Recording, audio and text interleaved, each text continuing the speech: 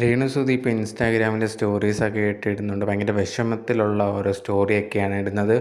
എന്നെ തകർക്കാൻ വേണ്ടി ഓരോരുത്തർ ശ്രമിക്കുന്നുണ്ട്, അതിന് വേണ്ടിയിട്ട് പലരും കൂട്ടു നിൽക്കുന്നു എന്നുള്ളൊരു കാര്യമൊക്കെ പറഞ്ഞ് ഭയങ്കര വിഷമത്തോടെയായിരുന്നു രേണുസുതി സ്റ്റോറിയൊക്കെ ഇട്ടിട്ടുണ്ടായിരുന്നത്. കഴിഞ്ഞ ദിവസം കിച്ചു ഇട്ട ഒരു വീഡിയോ വന്നതിന് ശേഷമാണ് ഇതെല്ലാം മെയിനായിട്ട് തുടങ്ങിയിട്ടുണ്ടായിരുന്നത്. കിച്ചു രേണുവിനെതിരെയൊക്കെയാണ് സംസാരിച്ചിട്ടുണ്ടായിരുന്നത്. അമ്മയായിട്ട് വലിയ ബോണ്ടോ കാര്യങ്ങളോ ഒന്നുമില്ല, എന്നെ അങ്ങനെ ശ്രദ്ധിക്കാറ് പോലുമില്ല എന്നുള്ള രീതിയിലായിരുന്നു കിച്ചു പറഞ്ഞിട്ടുണ്ടായിരുന്നത്. അതിന് ശേഷമാണ് രേണുവിനെതിരെ ഭയങ്കരമായിട്ടുള്ള ഒരു സൈബർ ബുള്ളിങ് പോലെയൊക്കെ വന്നിട്ടുണ്ടായിരുന്നത്. അതിന് ശേഷം രേണു ഇട്ട ഒരു വീഡിയോയ്ക്കകത്തും ഭയങ്കരമായിട്ട് വിഷമമുണ്ട്, എനിക്കിനി എൻ്റെ ജീവിതത്തിൽ ഏറ്റവും ബുദ്ധിമുട്ടുള്ള ടൈമിലൂടെയാണ് കടന്നു പോകുന്നത്, മോശമായിട്ടുള്ള ചിന്തകളൊക്കെ വരുന്നത്, അതായത് ഞാൻ എന്തെങ്കിലും കടുംകൈ ചെയ്ത് കഴിഞ്ഞ് കഴിഞ്ഞാൽ അതിനെല്ലാം കാരണം നിങ്ങളായിരിക്കും എന്നുള്ള രീതിയിലൊക്കെ രേണു പറഞ്ഞിട്ടുണ്ടായിരുന്നു.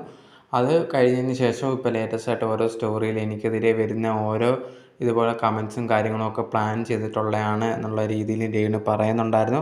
എനിക്ക് തോന്നുന്നൊരു കാര്യം, രേണു ചെയ്തോ ചെയ്തില്ലേ അതൊന്നും എനിക്കും അറിയത്തില്ല, കിച്ചു പറഞ്ഞതനുസരിച്ച് അറിയത്തുള്ളൂ. പക്ഷേ എന്നാലും നമ്മൾ ഒരു പരിധിയുണ്ട്, അതിൽ കൂടുതൽ അവരെ ഉപദ്രവിക്കാനോ അല്ലെങ്കിൽ അങ്ങനത്തുള്ള രീതിയിൽ കളിയാക്കാനോ നിൽക്കേണ്ട. ചിലപ്പോൾ അത് ഏത് നിമിഷത്തിലാണ് എന്താ ചെയ്യുന്നത് നമുക്കറിയാൻ പറ്റില്ല.